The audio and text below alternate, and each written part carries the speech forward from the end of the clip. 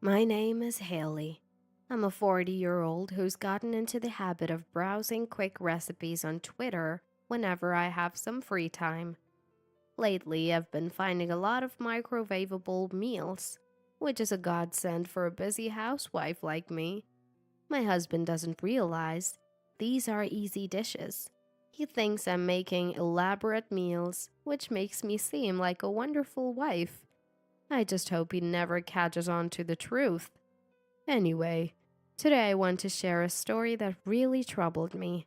Something I went through with my mom friends. I think it's worth hearing.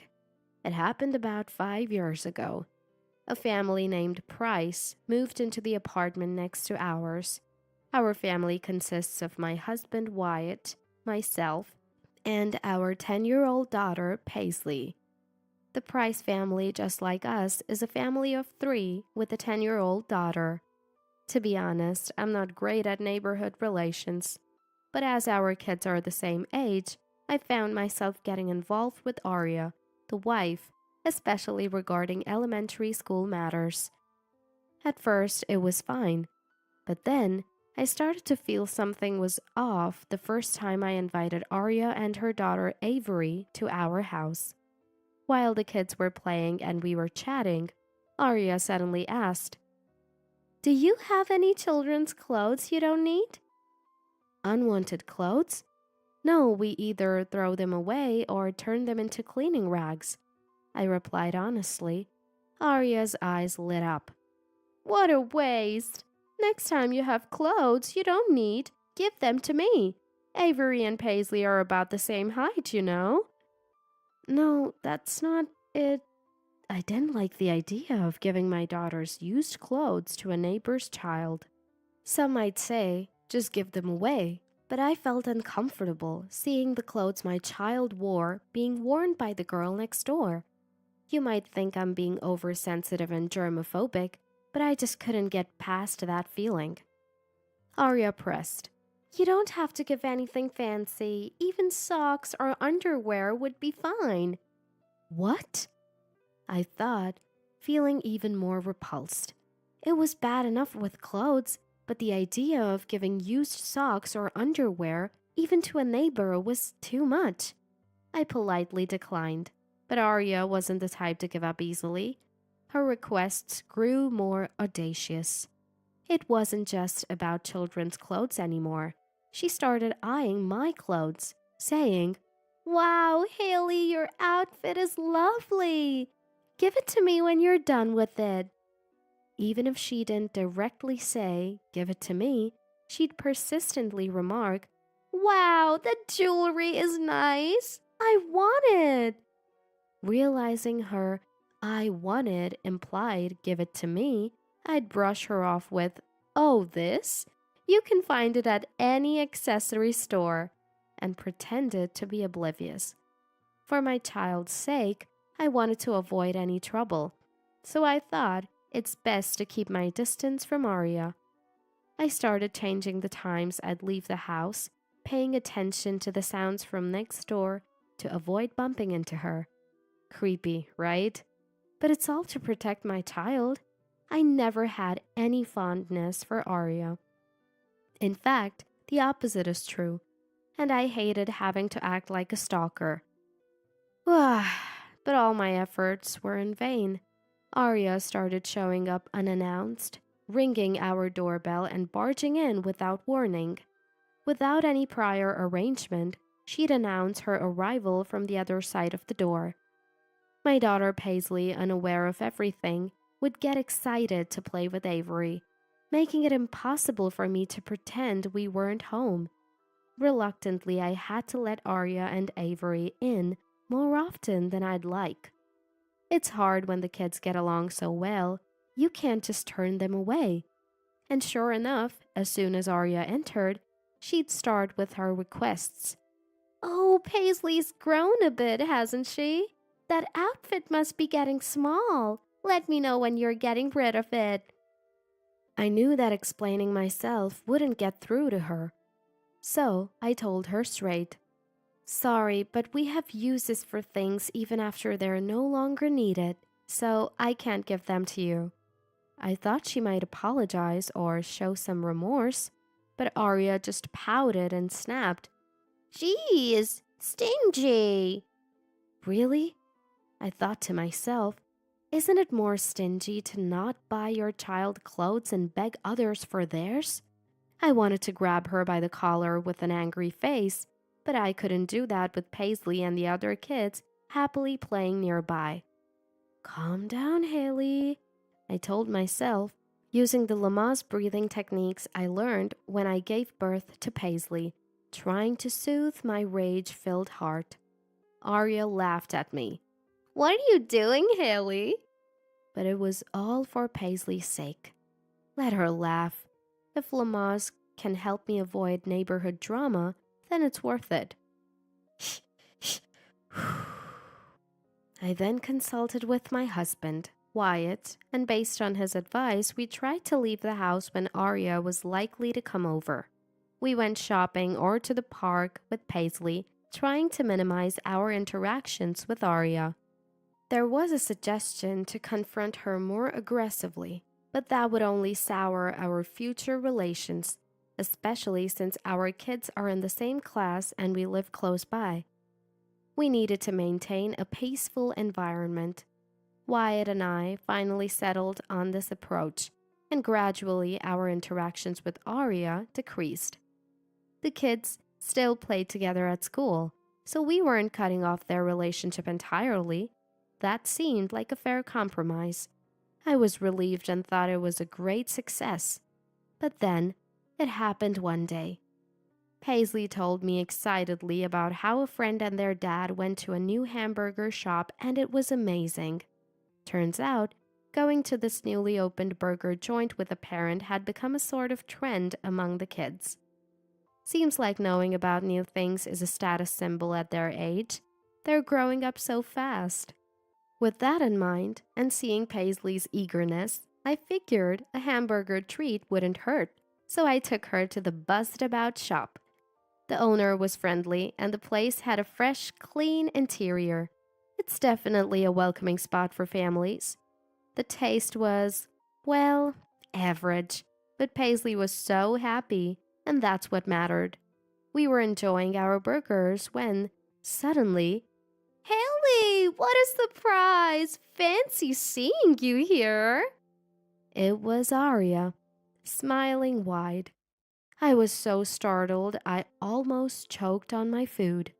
All my efforts to avoid her, and here she was at this exact moment.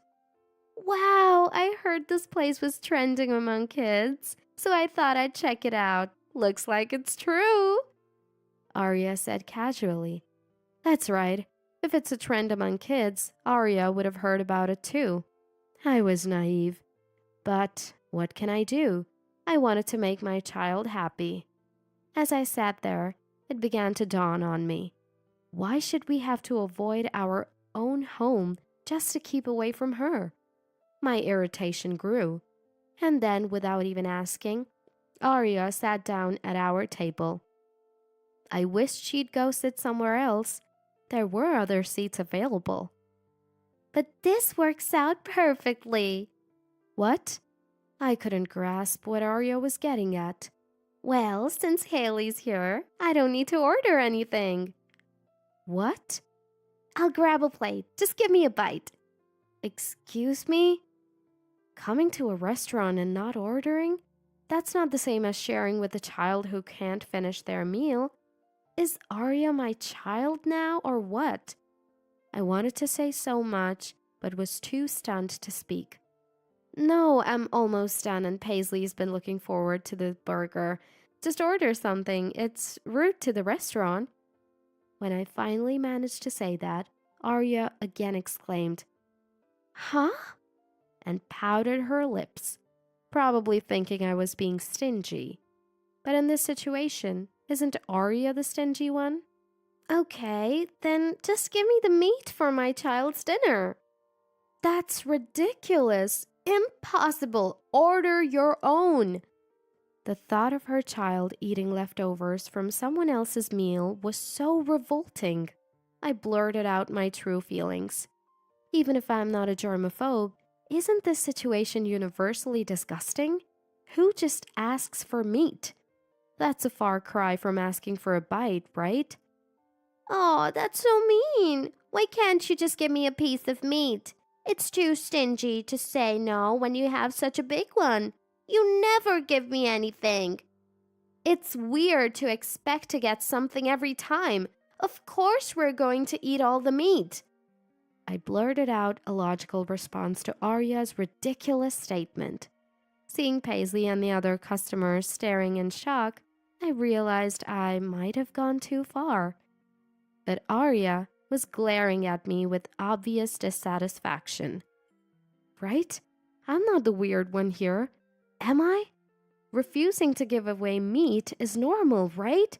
Fine, I'll order myself, Arya declared and went to the counter, placing her order. But she only ordered 5 chicken tenders. Come on, you could make that at home. The chicken tenders, apparently pre-made, were quickly brought to our table. But then, the surprise came. Arya took out a small clear plastic bag from her purse and, to my shock, put the chicken tenders directly into it. A takeout in disguise.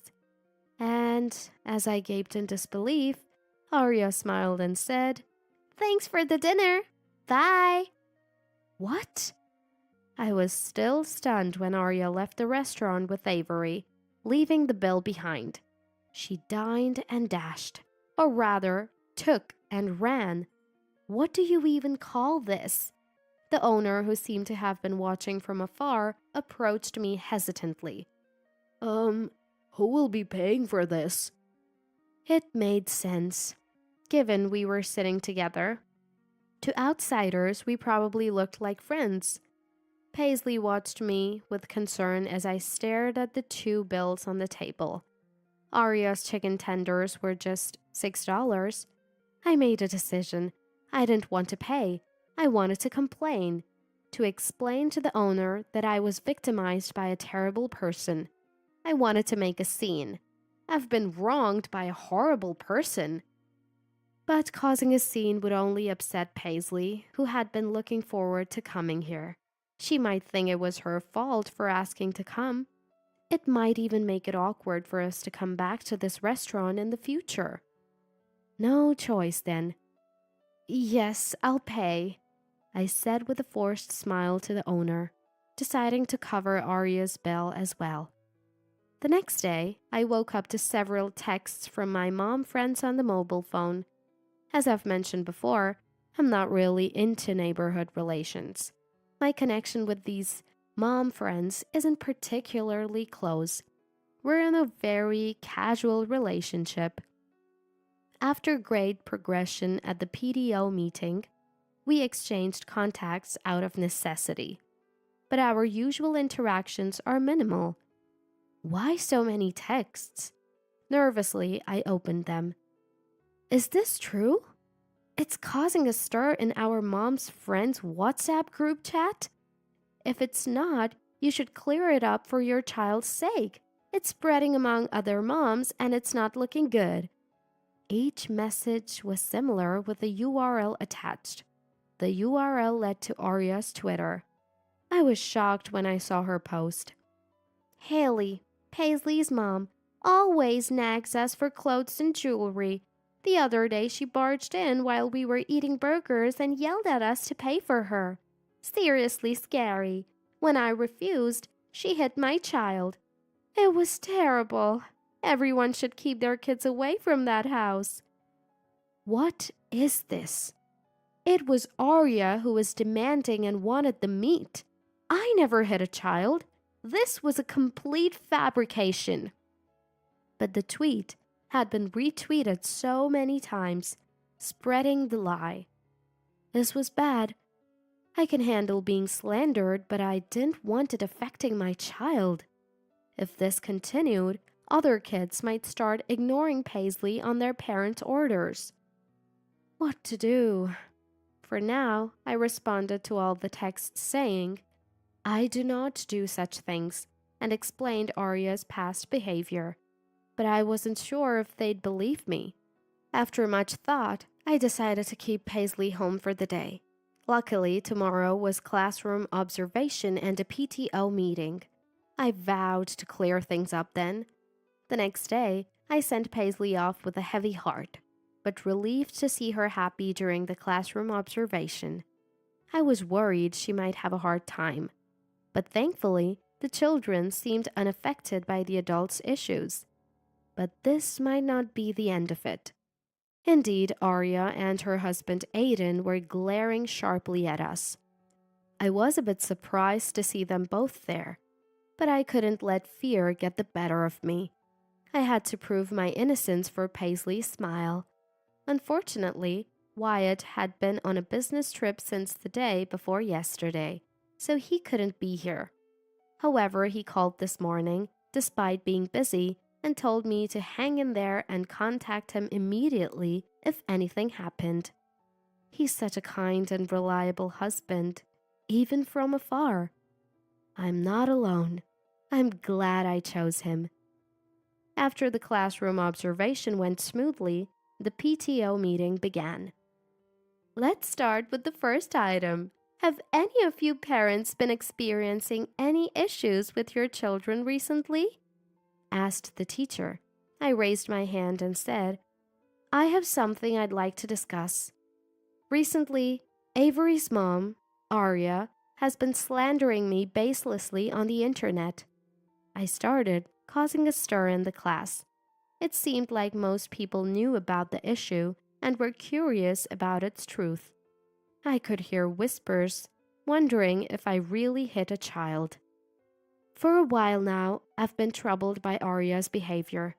Every time our kids played together, she persistently asked for my child's old clothes and even for things I was wearing. I tried to avoid her as much as possible.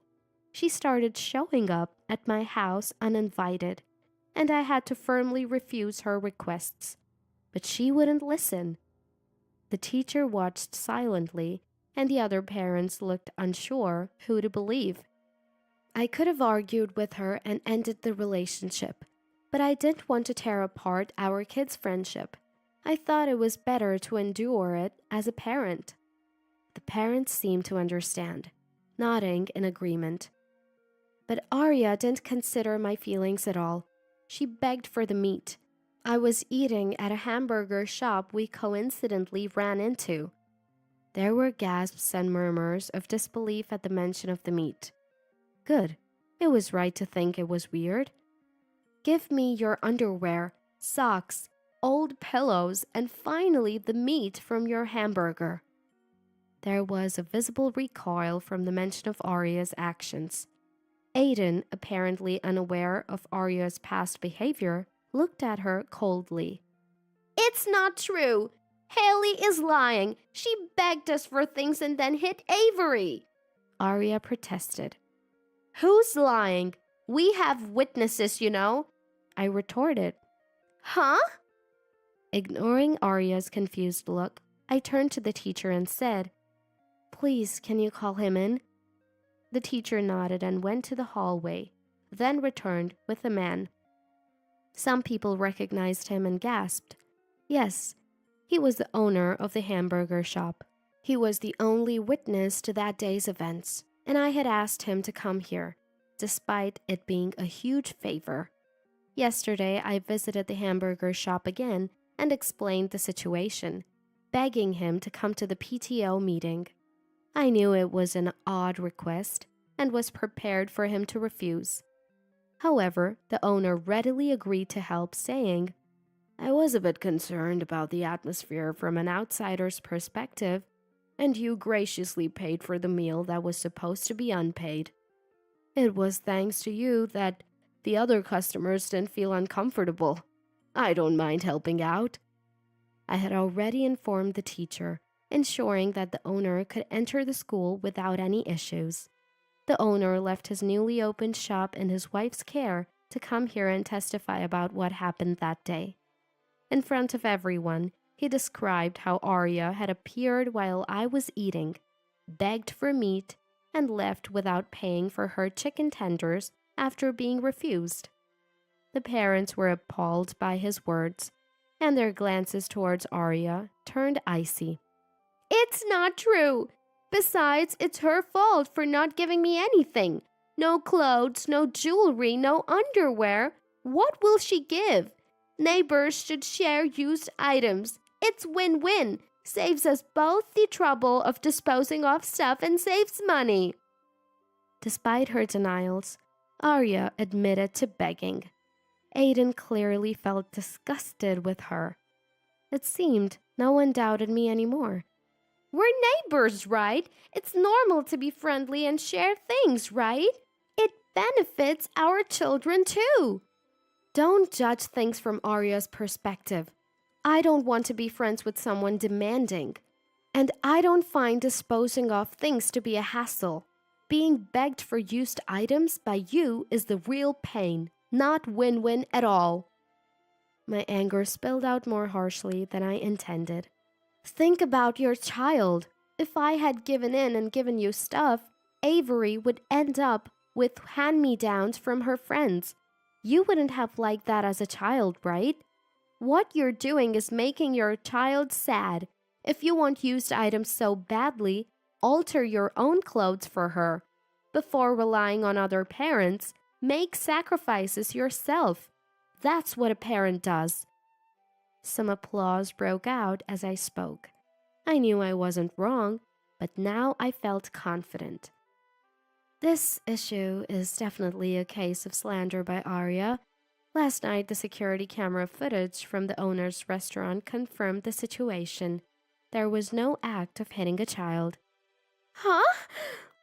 Arya's eyes widened at the teacher's words. Lying isn't acceptable, Arya. You surely teach your child not to lie, right?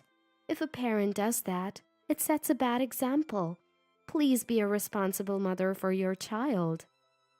Acting all high and mighty. For a moment, Arya's shoulders shook with anger. However, the parent's chuckles at her expense seemed to embarrass her, and her face turned red as she looked down. Arya, this is too much. It's not you who's embarrassed by lying, it's me and Avery. Everyone's laughing at us. Don't just eat and run without paying. But I just wanted to save a bit on living expenses. Before saving on living expenses, we're the ones floating in embarrassment here. Are you saying my salary isn't enough? Oh dear. The prices were now openly quarreling. I should have noticed earlier, I admit, but who would think to do such things? I can't even begin to reprimand you. Think about common sense for the sake of our child. Why? Why is everyone blaming me? He's also... Arya started to make a scene, crying loudly, but Aiden pulled her out of the classroom. Thus, with the help of the hamburger shop owner, the teacher, and the other parents, my innocence was finally proven. 5 years later, at the PTO meeting, I made it clear that Avery and Arya are different individuals and should not be seen as the same. Thankfully, Arya's child didn't suffer any consequences. Paisley remained friends with Avery, so I thought it would just be Arya and I who drifted apart. But then, I found out from the landlord, who asked if everything was okay, that Arya had been demanding things from other apartment residents. Despite repeated warnings from the landlord to refrain from excessive neighborhood relations due to complaints, Arya continued her behavior. Within a year of the incident, the Price family was evicted from the apartment. Until elementary school, they relied on Arya's grandparents to avoid transferring Avery to another school. But from middle school, Avery went to a completely different school. It must have been hard for them to stay, especially after it came out that Arya had been demanding things from other mom friends too, earning the nickname Demanding Monster Mom among the parents. No wonder they didn't feel comfortable here, but it's all on her. While I feel sorry for children caught in their parents' wake, Arya's situation was a result of her own actions. Meanwhile, our family is still living in the same apartment, enjoying a peaceful life. I wondered if Paisley would be sad about Avery moving away. Aren't you sad that Avery moved? No, not really, Mom. Actually, I was a bit troubled because Avery kept asking for pens, jackets, sweaters. I'm a little relieved she's gone. It turns out Avery also had a demanding nature, so Paisley was actually relieved about the move. Another good thing that happened recently, Wyatt got promoted. His business trips and overtime decreased, our income increased, and we're all happier. For the first time in years, we could take a family vacation. Wyatt even picked up baking as a hobby on his days off, and Paisley started joining him, kneading out her exam stress into the dough. I'm so glad she didn't turn into one of those teenagers who can't stand their dad. Our life didn't turn into one of those dramatic stories where everything goes perfectly. The father becomes a successful CEO, or there's a bitter divorce. But living peacefully, without the fear of Arya's demanding nature, has been our greatest happiness. Oh, and there's one more good thing.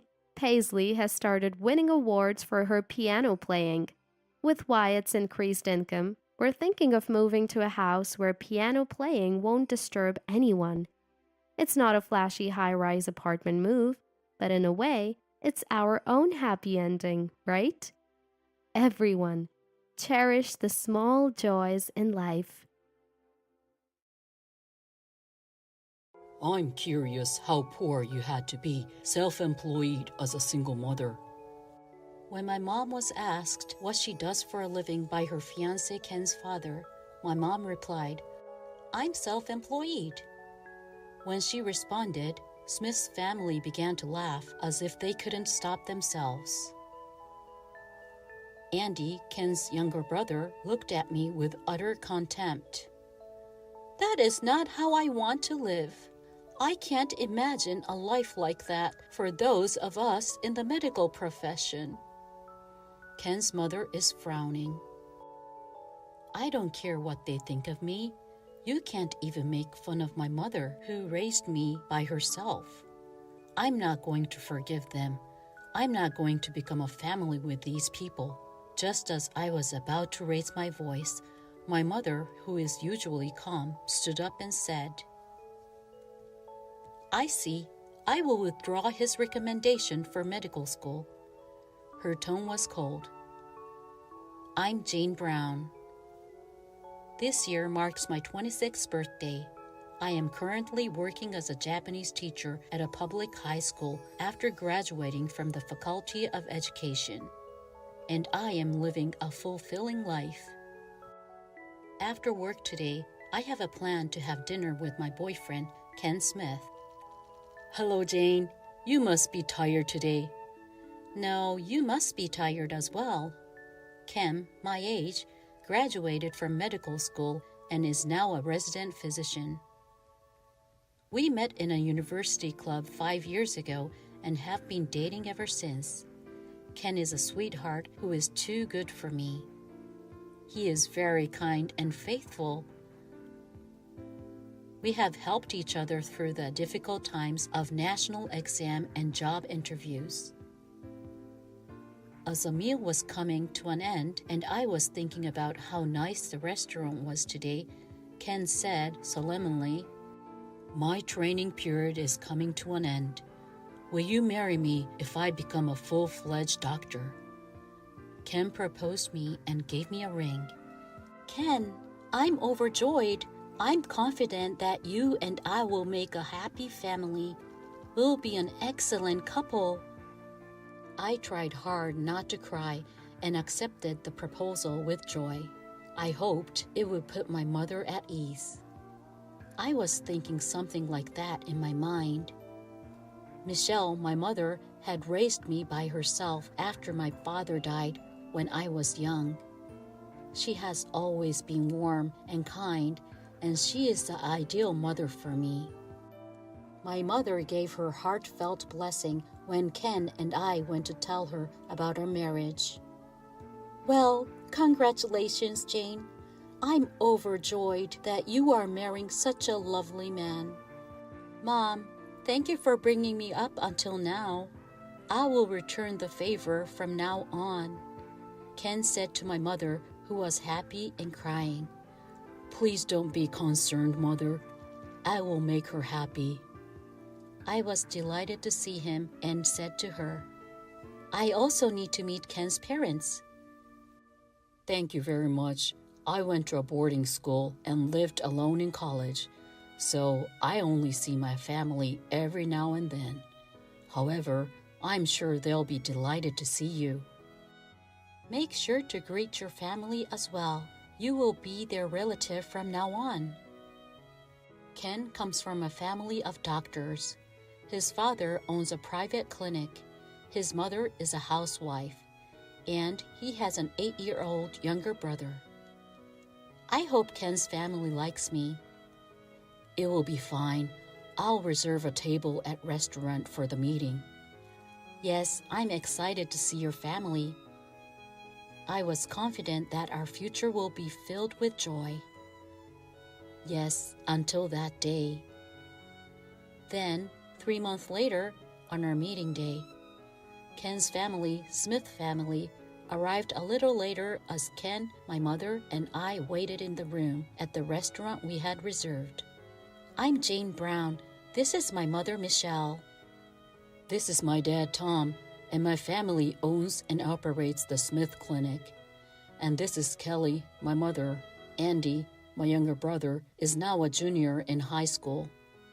Ken's father and mother were well dressed for a family of doctors. Andy, the younger brother, was dressed casually in his high school uniform with brown hair and chewing gum. Ken said, after each of them had introduced themselves, I'm thinking about marrying Jane. Ken's father stroked his mustache and commented, Well, let's start to ask about Jane and her family. I suppose so. We should get to know each other if we are going to be relatives. Ken's mother looked at me as if she judged me. Your father is not here today, is he? I replied, No, I don't have a father. I was raised by Mom. Wow, seriously, there really is such a thing as single mother family. He said this with disgust blatantly in his voice and a wrinkle at the base of his brow with a cross-legged, arrogant attitude. I was upset and replied, What do you mean by that? My mother raised me all by herself, and I am grateful to her. Yes, Andy, you should be careful. Then Andy turned away with an exaggeratedly unhappy look on his face. Kelly asks, Well, Jane, are you a high school teacher, as I heard? Yes, I teach Japanese at a public high school. Hearing this, Smith family members began to talk. A teacher, We don't have a teacher in our family, and a liberal arts major doesn't suit for Ken. You mean you're just a civil servant? You should have been a doctor like him. Being teacher at a public high school sounds poor. I have a recommendation for medical school at a private school, so I don't care. I was stunned, and Ken raised his voice. Jane is a wonderful person, and she works hard with ambition. Don't talk to my fiancé that way. Then Ken's father stared at my mother. I don't forgive you for marriage, a single mother and a teacher. And what kind of work does she do? She seems to try to wear nice clothes. Ken's father asked. My mother answered in a soft voice, Yes, I am self-employed. The members of Smith family looked at each other and started laughing as if they could no longer contain themselves. Your family must have been very poor to be self-employed with a single mother family. Ken's father looked as if he were making fun of us. Hey, seriously, are you running some kind of rundown store? Ken, are you just going to take care of a poor hag and a plain woman who are after your money? Andy looked at us with a look of complete disdain. I don't want to live at the bottom like that. I can't imagine such a life for us from a family of doctors. Ken's mother looked down at us with a lurking brow. I can't believe that she would make fun of me and my mother, who raised me so well by only herself. It is unforgivable. I can't be a part of their family with people like this. Just as I was about to raise my voice, my mother, who is usually calm, stood up and said, I understand what you are saying. I will cancel Andy's recommendation for medical school. Her tone was so cold. After a moment of silence, the members of Smith family looked at each other again, this time bursting into laughter. What kind of authority do you have? How can a self-employed and single mom cancel a recommendation for medical school? Oh my God, have you lost your mind? My mother and I watched it in silence with serious faces. Ken held his eyes and looked pained. What did you say? Tom stopped laughing when he looked at Ken and said, As I introduced to you earlier, mother-in-law's name is Michelle Brown. Does this name sound familiar to you? Ken's father spat. What? I don't know the name of a woman who runs a dreary business with a single mother. Ken's mother looked puzzled. Brown? Andy's high school is called Brown High. What? Andy looked at his mother's face with a sullen expression on his face, and his face became paler and paler. Hey, you're kidding. The chairman? It's the same person who greeted at the entrance ceremony. Huh? Ken's father and mother shouted together. My mother-in-law is the president and manager of the private high school you go. Ken said this in a voice that sounded like he had given up. Yes, after my father's death, my mother ran one of the best private preparatory schools where the sons and daughters of wealthy families attended. And I was working as a teacher in order to get to know the field with the assumption that one day I would take over the school. Why didn't you tell me something important like that? Yes, if we had known that, we would have, Ken's father and mother said shudderingly. Andy was completely shocked and looked pale. Before we could elaborate, you cursed us for being poor mother and daughter. You insulted my precious daughter like that.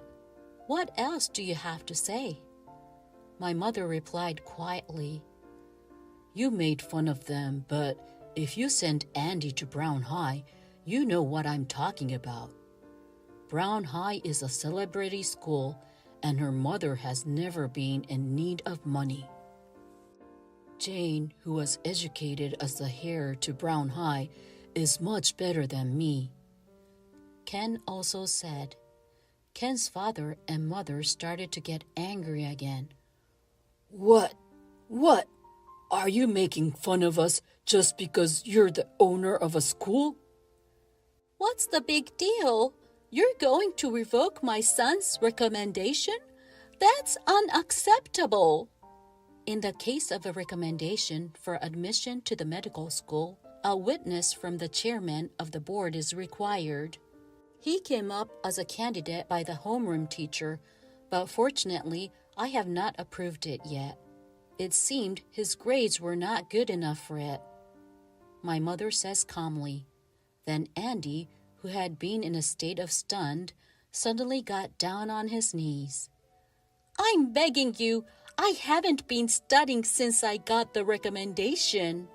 I want to get into med school. Please, chairman. Ken's mother said in a panic. That's not good. Andy has to take over the Smith clinic with Ken. Yes, I even gave you bribe, and you can't be joking about cancel the recommendation. Ken's father makes slips of the tongue. Bribe? Ken and I were simply astonished while my mother frowned. Oh, that wasn't. Tom was clearly dismayed. Kelly and Andy turned pale.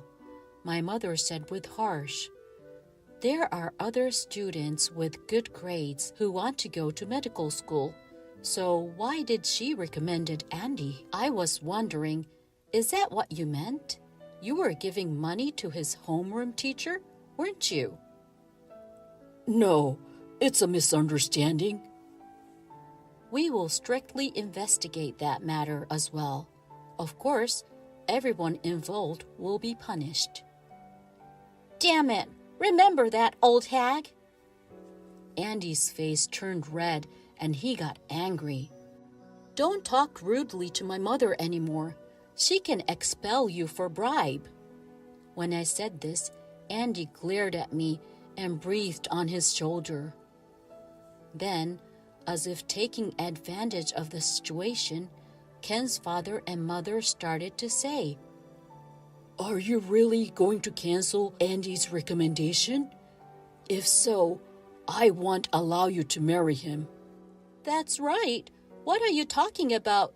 You are dating with our son of the heir to the clinic. I won't allow you to marry to this family either. Hey, brother, tell them not to cancel my recommendation. It was Ken who called out to the three hysterically screaming people. I don't want your permission to marry, and I'm breaking off relations with any of you. What?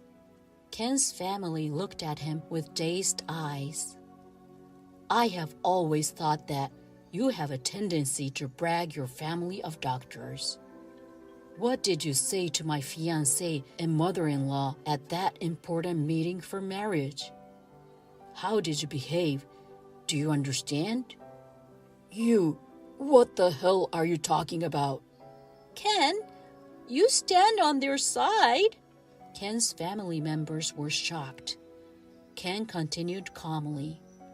I was deeply ashamed when I saw your attitude toward Jane and her mother today.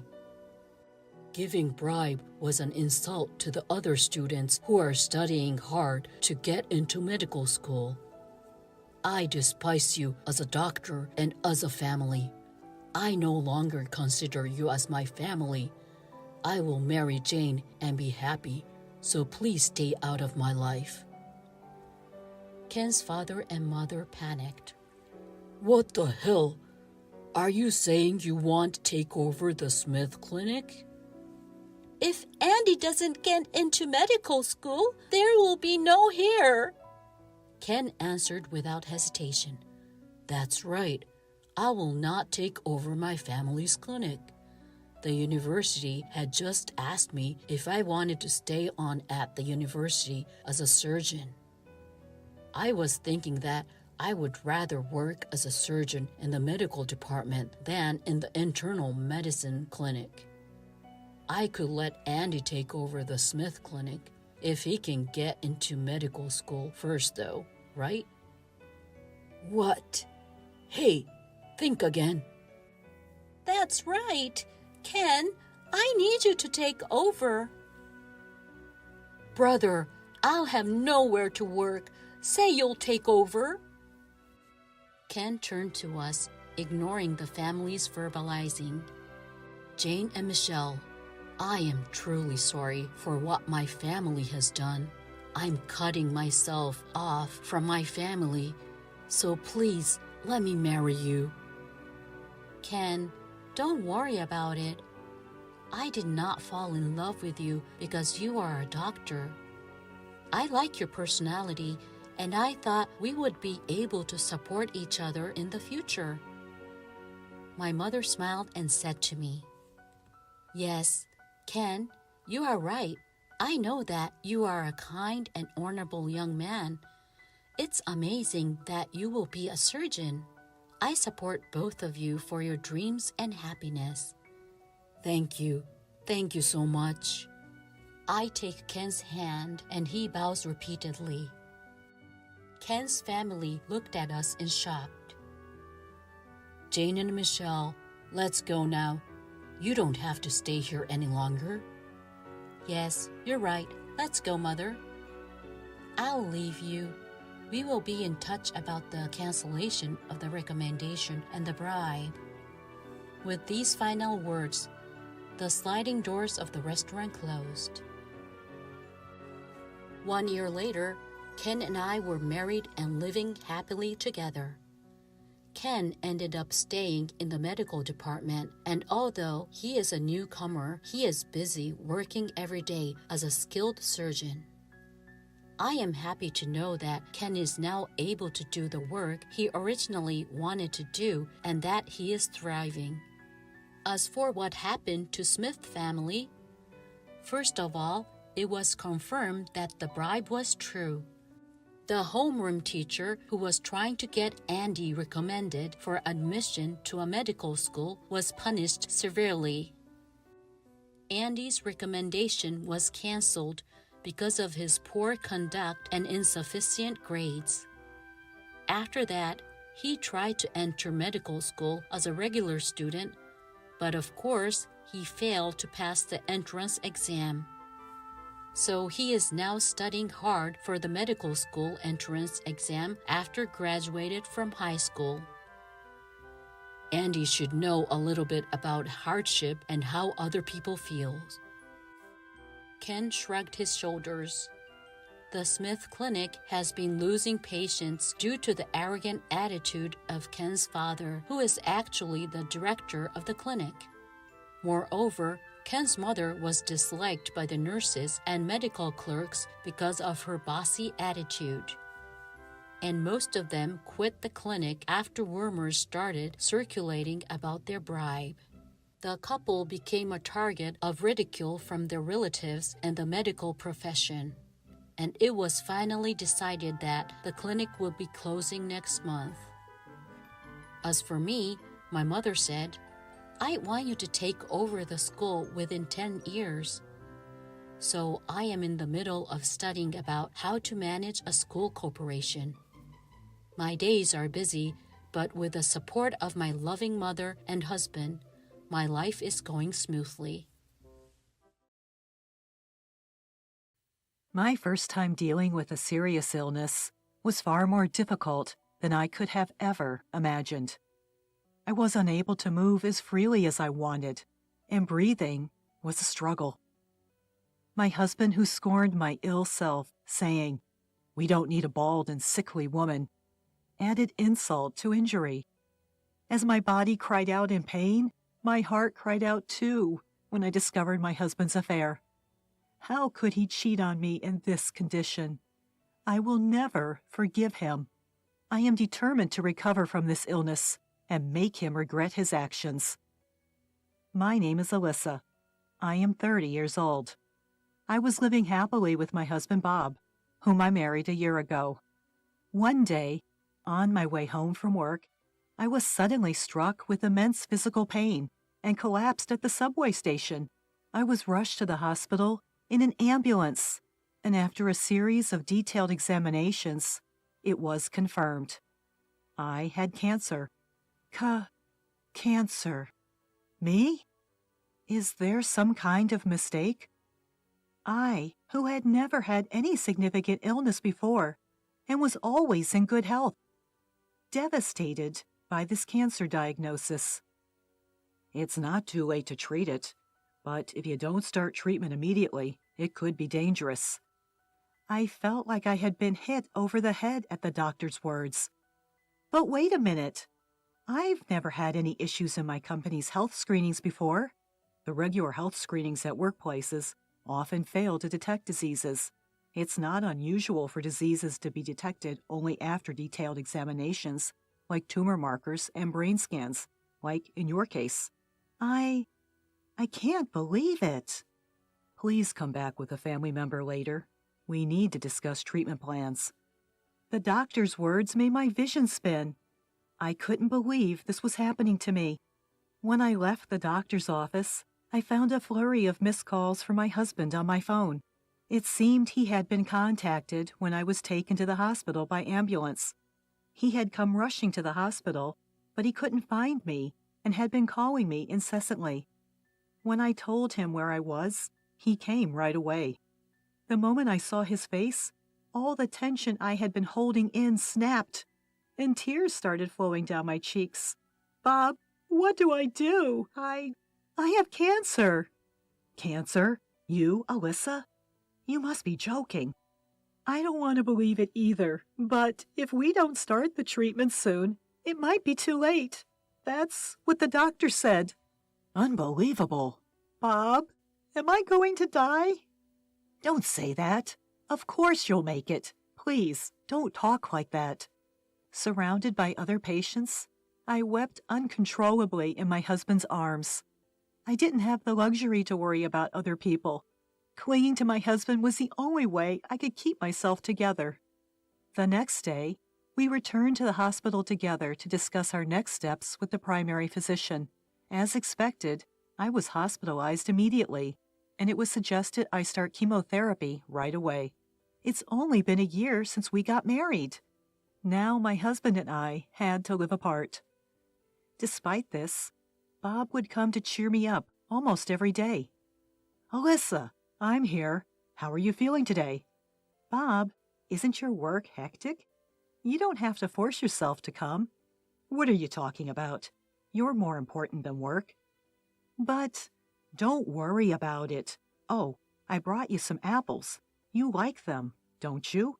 "Thanks, but the side effects cause severe nausea." "Oh, right, I'm sorry. I also bought you some drinks and jelly. Eat them when you're feeling good."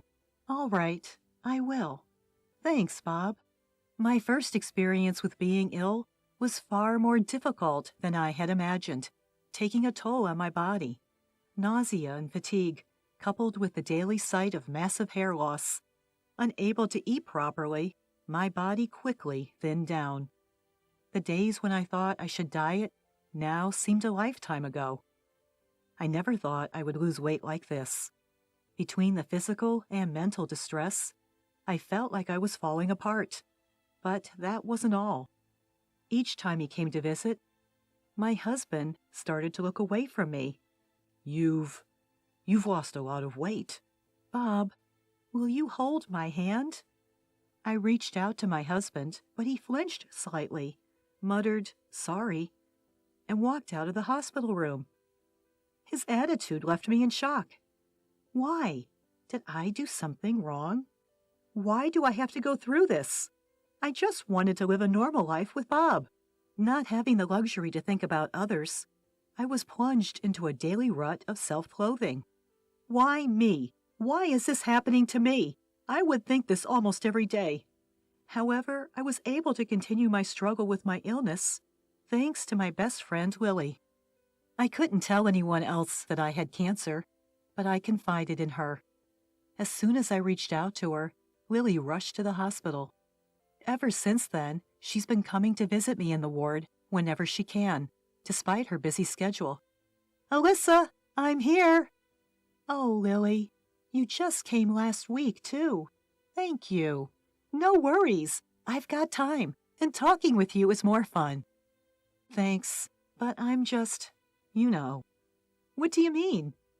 "I mean, I look completely different now, don't I? I've lost all my hair. You must feel uncomfortable around me." Lily sighed heavily and responded in a slightly angry tone. "Hey, how long do you think we've been best friends? It's been 10 years. 10 years! "Yeah, I know, but I wouldn't stop liking you just because your appearance has changed a little. Don't insult my feelings for you, Alyssa." "Lily, so you don't have to worry about it. I just come to see you because I want to, not because I have to." "Okay. Anyway, you need to get better soon. Remember that dessert place we wanted to go to? We still haven't been there yet." "Yeah, that's right. Thank you, Lily." Lily, always holding my hand, kept encouraging me gently. Thanks to her, I could vent my frustrations that I couldn't share with my husband. Time passed, and about 2 months later, I noticed something. My husband, who used to visit me nearly every day since I was hospitalized, hadn't shown up for a while. Even when I sent him a text on WhatsApp, the only response I got was, "I can't. I'm working late." Feeling really lonely, I decided to give him a call. "Hello, Bob?" Maybe it was because I called during his lunch break, but my husband answered the phone immediately. "Ah, Alyssa, what's up? I haven't seen you at all recently, so I thought, I just wanted to hear your voice." "Ah, I see. Sorry, but I'm a bit busy right now." "What? But isn't it your lunch break now?" "I've got some things to do. Sorry. I have to hang up." "What? Wait, Bob." The phone was hung up on me, and even after sending a message on WhatsApp, I received no response. Why? He used to visit me often. Could it be something happened while I was not around? Just when I started to feel uneasy, my best friend Lily came to me with an unusually gloomy expression. She tried to act as usual, but I could tell immediately that something was different. "Hey, Lily, did something happen?" Upon my inquiry, she showed obvious signs of disturbance. Why? Nothing's wrong." "But you seem different.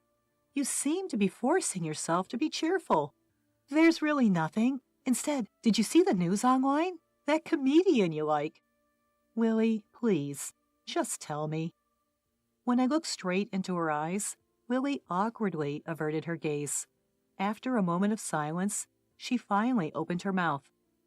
"Actually, I saw something yesterday." "You saw? What did you see?" "I saw your husband walking arm in arm with another woman." "Excuse me?" "So sorry for springing this on you. I might have seen it wrong." My mind raced with panic at her words. Bob having an affair with another woman? No, he wouldn't do that. But he hasn't been visiting the hospital lately. Could it be? I decided to confide in Lily. "Lily, I think what you saw was indeed Bob." "Eh? Why would you say?" "Bob hasn't visited the hospital in these past 2 weeks. Plus, he lied to me about working late yesterday." "No way. I can't believe Bob would do such a thing." "I called his office yesterday for the first time in a while, but he cut me off, saying he was busy. If he was cheating, that would make sense." "Alyssa, Lily, there's something I want to ask you." I decided to ask Lily to investigate my husband on my behalf. So she visited a detective agency and requested an investigation into my husband. 1 week later, seeing Lily's face after a long time, it was evident from her somber expression that the investigation results were not good. Struggling to start the conversation, I thanked her with a forced smile. "Lily, you've been investigating, right?" "Thank you. Can I see it?" "Alyssa, maybe you're better off not seeing this." "That's okay. I'm already expecting the worst." "But it's okay." I took the envelope from Lily and checked its contents. There were photos of my husband holding hands with another woman, kissing on the street. I couldn't help but feel a rush of anger, my hand shaking as I held the photos. He's been doing this behind my back while I've been sick. I sent a message to my husband on WhatsApp saying, "I need to talk to you at the hospital," and forcibly sent the worried Lily home. That evening, when my husband visited my hospital room, I confronted him directly. "I'll just ask straightforwardly, Bob. You're cheating, aren't you?" He seemed surprised for a moment, but then defiantly retorted, "So what if I am? And what if I've been having an affair? Are you going to blame me?" "Just tell me why. Why would you do such a thing?" "Why? Isn't it obvious? I don't love you anymore." Just like that, in a matter of weeks? Why would you suddenly, in response to my question, he threw back the cruelest words imaginable. "Have you looked at yourself in the mirror lately?" "What?" "You've washed your hair. Your eyes are sunken in, and you look sickly. To be blunt, you look like a ghost. Where's the charm of the woman I used to know? How can you say that? I don't want a woman who's bald and skeletal. That's why. Are you satisfied? With that, Bob averted his gaze from me. The man sitting across from me was a stranger, not the Bob I knew. Ignoring my silence, he pulled a piece of paper from his bag and shoved it in front of me. It was unmistakably divorce papers. Are you serious about this? Of course. Like I said, I don't have an ounce of love for you anymore. There's no point in us being together. But why? Listen, you've lost your charm as a woman. It's a waste of life to be married to someone like you. Do you plan on keeping me tied down to this hospital room forever? For both our sakes, please sign the divorce papers quickly. In that moment, the last sliver of hope I had held on to shattered. This man was no longer the Bob I knew. Staying married to him would only diminish my self-worth. With that realization, I picked up a pen with trembling hands and scribbled my signature. I thrust the signed divorce papers at Bob, speaking in an unusually low voice. Happy now? We're strangers from this point on. Don't ever show your face to me again. With that, Bob snorted in a taunting manner. I wouldn't want to be with a woman like you, even if you begged me. Enjoy your life with your illness. Good luck with your treatment. I hope you realize you won't find happiness this way. The last thing I need is a lecture from a sick woman like you. Goodbye. With those words, Bob left the hospital room. I lay back on the bed, staring blankly at the stark white ceiling. Ah, what a short-lived marriage that was. What on earth was my life with him all about? Is this what married life is inevitably like? While I felt an enormous void inside of me, the feeling of not having to deal with such a jerk ever again was also substantial. With that in mind, I felt a bit lighter. 2 years later, having endured life with illness, I was finally discharged from the hospital with Lily's support. Now I'm living alone in an apartment, and though it's part-time, I've managed to return to work. On Lily's recommendation, I've also started using social media. By sharing my changing appearance on social media, I was able to connect with others who had overcome cancer. I was finally starting to regain a fulfilling life. It was one day like any other when my ex-husband called my cell phone. Hello? Ah, Alyssa. You've been discharged, huh? Good for you. And why do you care? And who told you? I saw it on your social media. You were out somewhere the other day, right? Sneaking a look at your ex-wife's social media is creepy. Can you stop it, please? Don't be like that. I was just calling because I was worried. That's fine then. Goodbye. Just as I was about to hang up, he shouted over the phone, Wait, hold on. What? Well, where are you living now? Why would I need to tell you that? The thing is, I need your help. What? After we divorced, my affair was exposed at work, and I got fired. I borrowed money to get by, and now my debts have gotten out of hand. Is that so? And? Now I'm about to be kicked out of the apartment we used to live in, so please, I need your help. What about your mistress? You have a girlfriend, right? I broke up with her a long time ago. The moment I lost my job, she disappeared. Can you believe that? As if he was saying, I'm not in the wrong. It's the company that fired me, and the woman I cheated with. His attitude reeked of denial, and it left me absolutely disgusted. This man had not grown at all. I told him straight out, I'm sorry, but I have no intention of dealing with you anymore. What? Why? We were married once, weren't we? What are you talking about? We're divorced. We're just strangers now, aren't we? Don't mess with me. Do you know how much I supported you after you fell sick? You should repay that debt. Debt? Yeah, that's right. I was the one who was there for you, supporting your mental health when you lost all your hair. And now, you won't even help me when I'm in trouble? Had he forgotten that he was the one who cheated on me? His selfish attempts to paint me as the bad guy left me shaking with anger. Enough. Who do you think you are? Who was the one who cheated on me while I was battling my illness? Don't give me that crap over a little cheating. it was because you were too pitiful to look at. What? I don't know anything about that. I was in the depths of despair, suffering from illness, and then you betrayed me and pushed me further down. Do you understand that? What the? Calm down, will you? Calm down? How do you expect me to do that? How many more selfish things do you need to say to feel satisfied? How many more feelings do you need to trample on to feel satisfied? There's no way I'm going to help garbage like you. If anything, you should suffer more. Wait a minute. I was hoping we could get back together. What? Who said anything about getting back together? I don't want anything to do with someone who can betray people as easily as you do.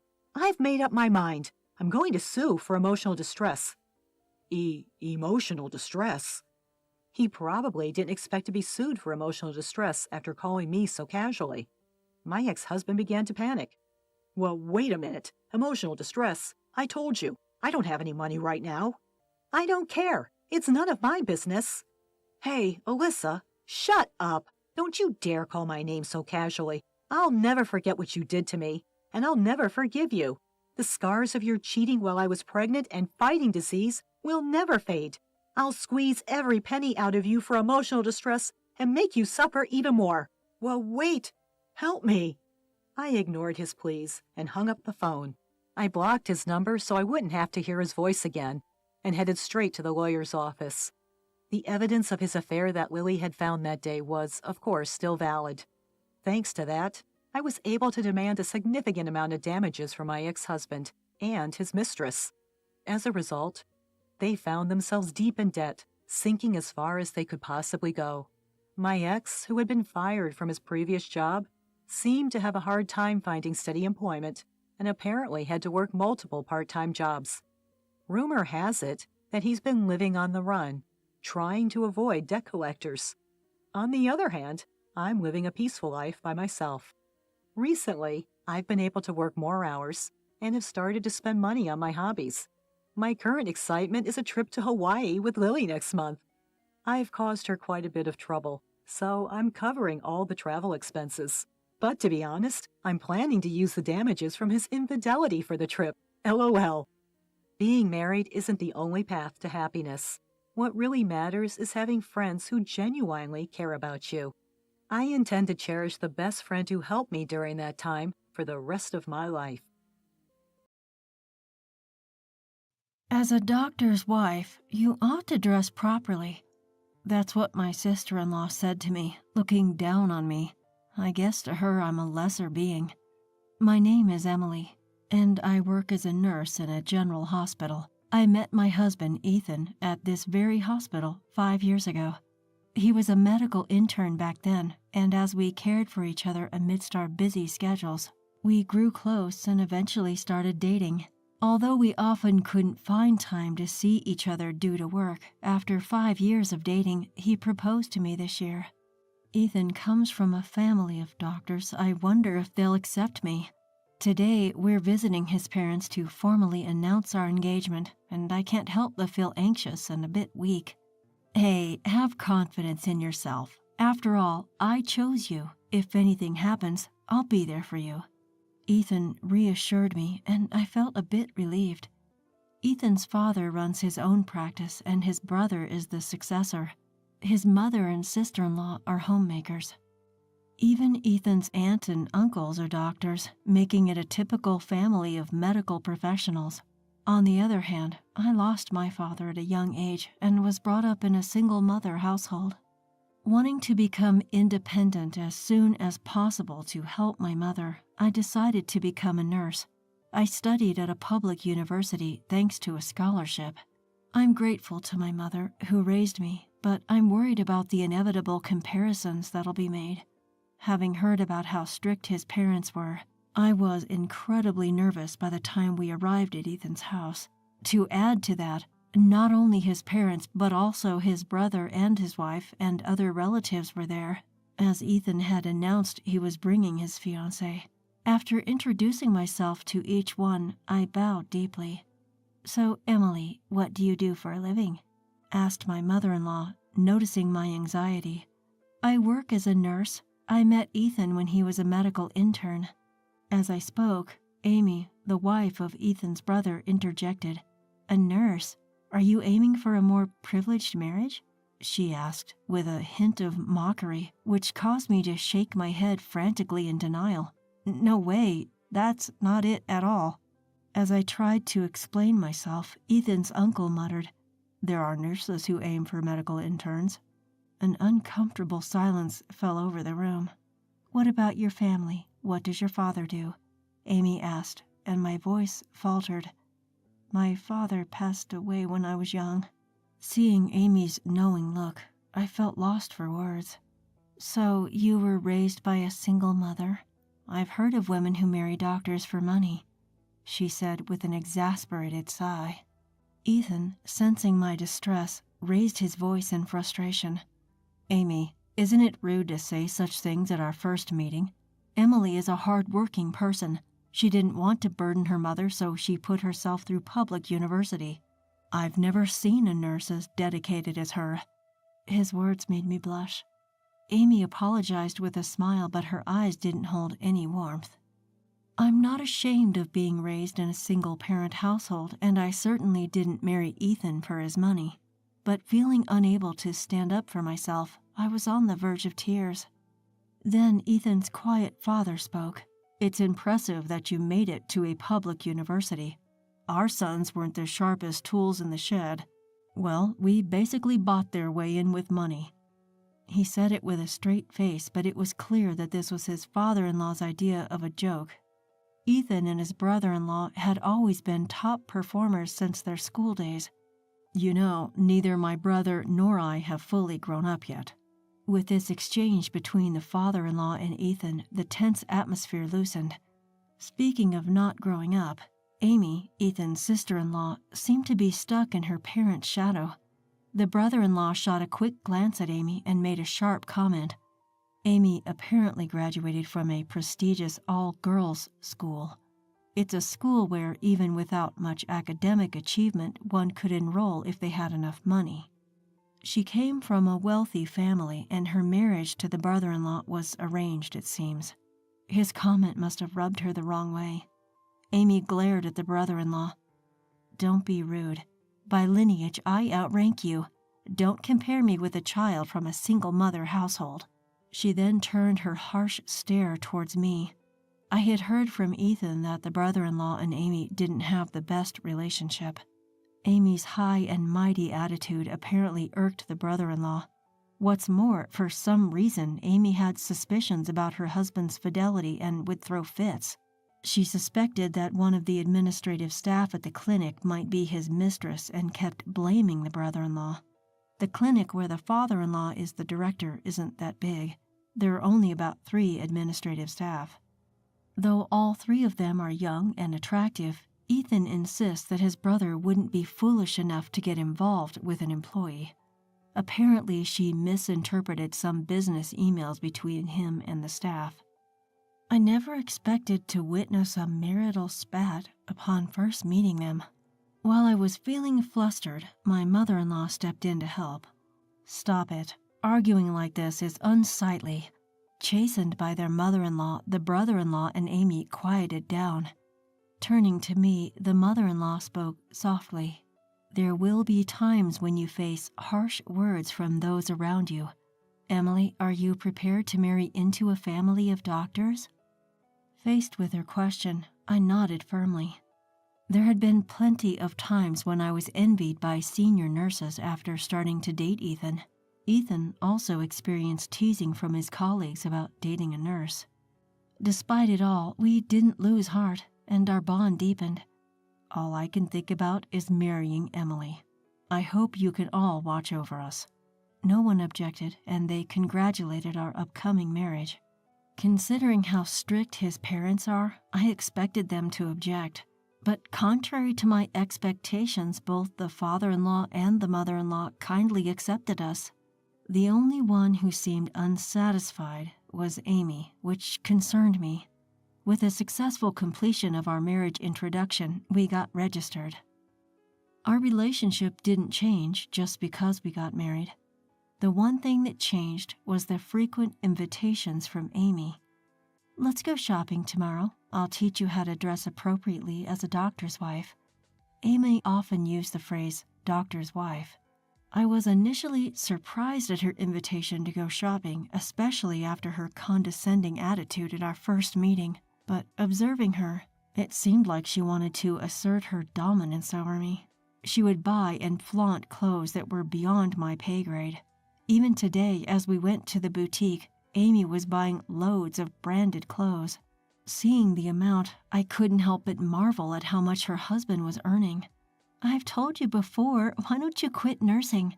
Supporting a busy doctor husband is the wife's duty, isn't it? While having tea after shopping, Amy chimed in. Here we go again, I thought.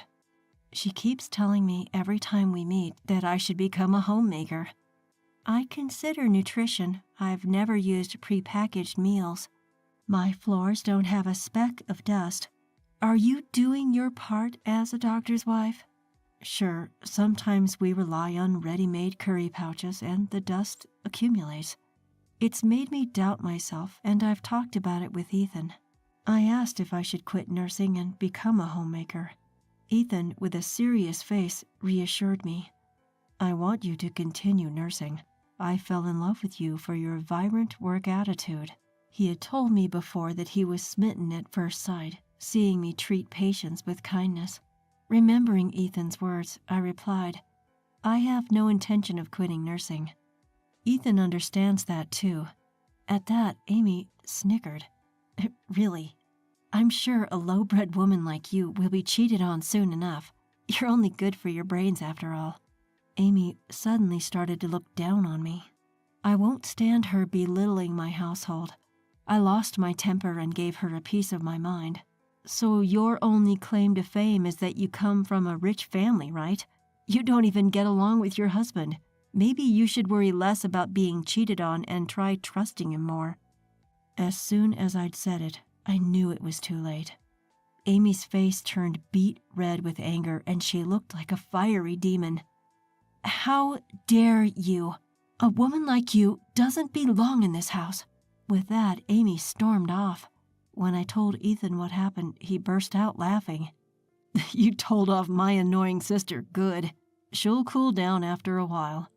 I had regretted what I'd done, but now I felt better. In fact, I was even a little relieved that the invitations to go shopping and tea had ceased. You know, Amy always acts so high and mighty in every boutique. Is she a regular customer or something? Ethan shrugged it off, saying she just loved shopping, but it was on my mind. Hello, I've got something I want to ask. I dialed up a friend. I thought the next time I would see Amy would be months away, at New Year's, but mother-in-law contacted me the next day about a dinner party. Father-in-law was turning 60, and she invited us to celebrate with a high-end sushi meal. The thought of seeing Amy was unpleasant, but I wanted to celebrate father-in-law's birthday. I figured she must have forgotten by now, and I was looking forward to dinner. When I arrived at the restaurant, I saw brother-in-law and his wife approaching. As soon as Amy spotted me, she marched right over, her face stern. Why are you here? Didn't I say you don't belong in this house? Brother-in-law and Ethan hastily tried to calm the aggressively confronting Amy. You better remember what you said. How dare a poor, low-bred woman like you talk back? Amy's anger continued to escalate. People like you, raised in a single-mother household, are considered lower class.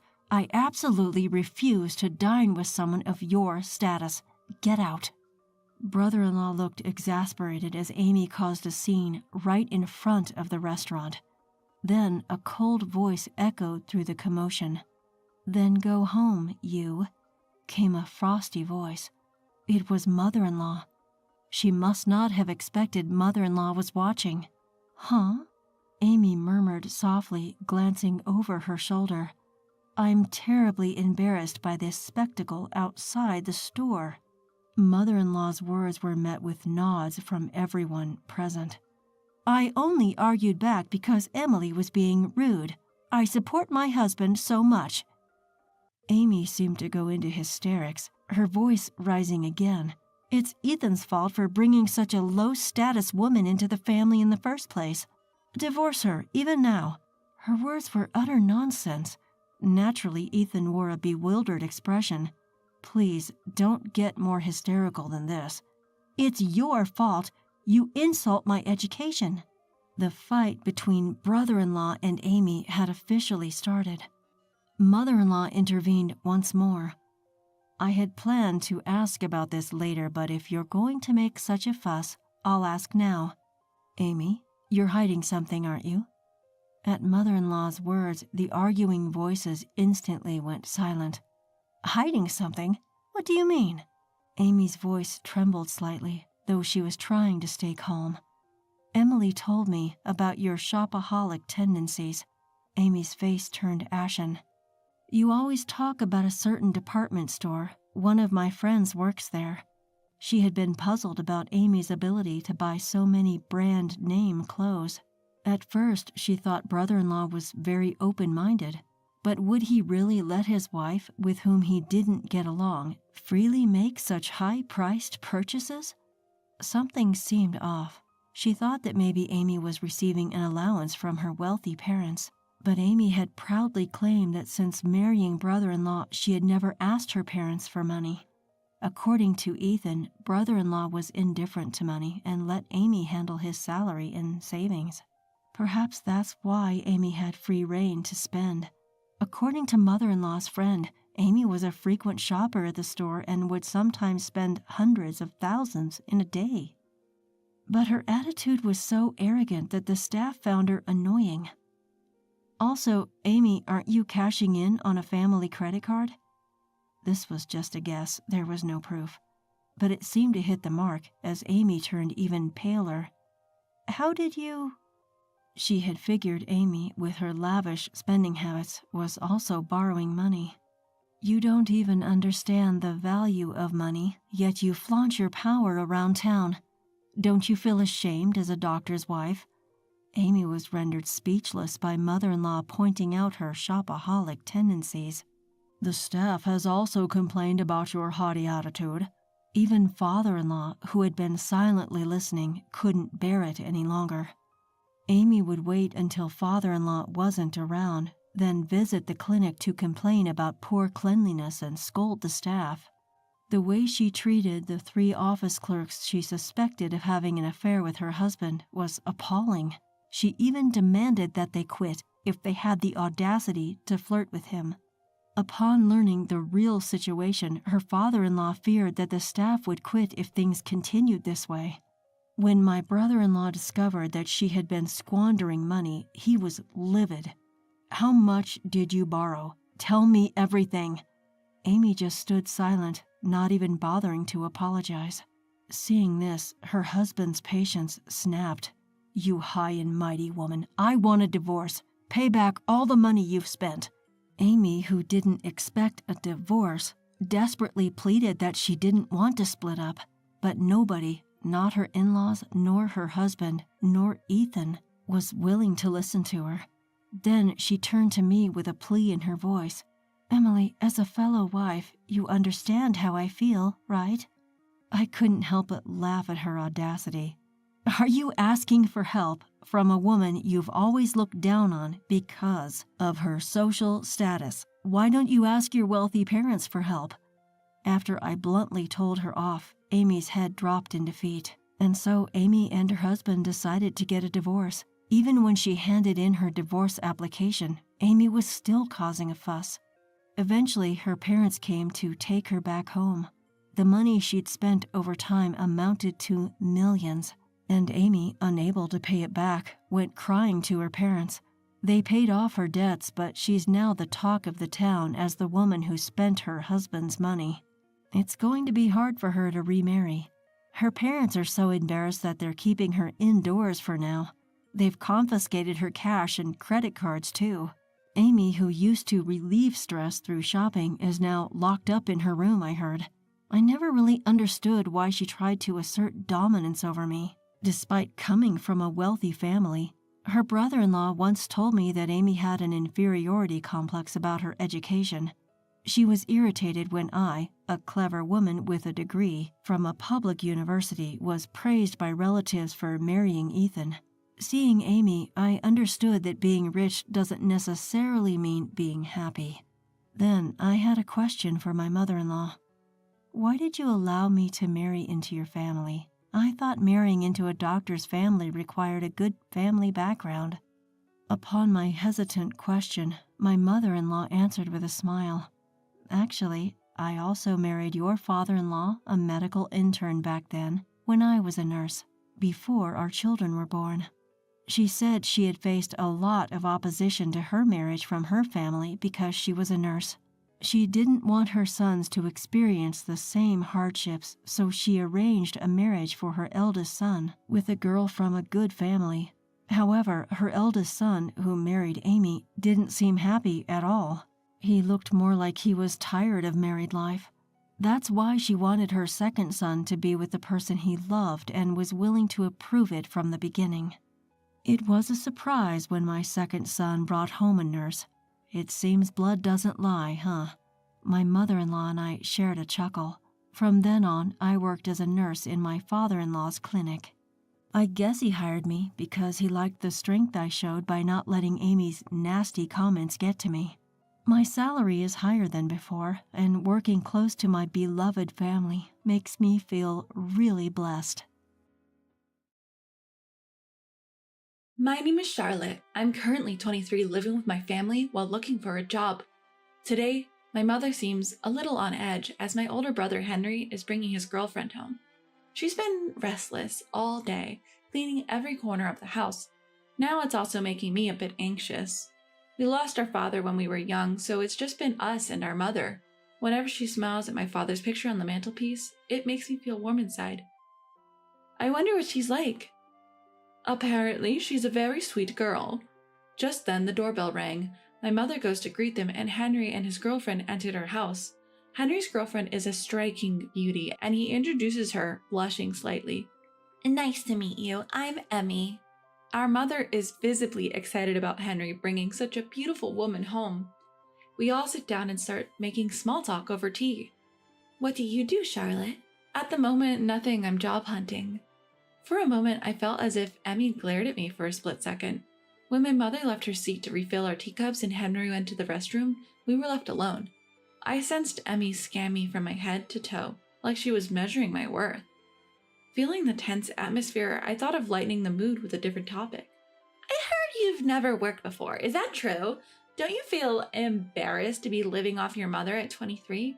Are you not planning to work? How do you even support yourself now? She bombarded me with questions before I could even change the subject. Seems like her sharp gaze that I sensed earlier wasn't just my imagination. She must be worried about me being jobless.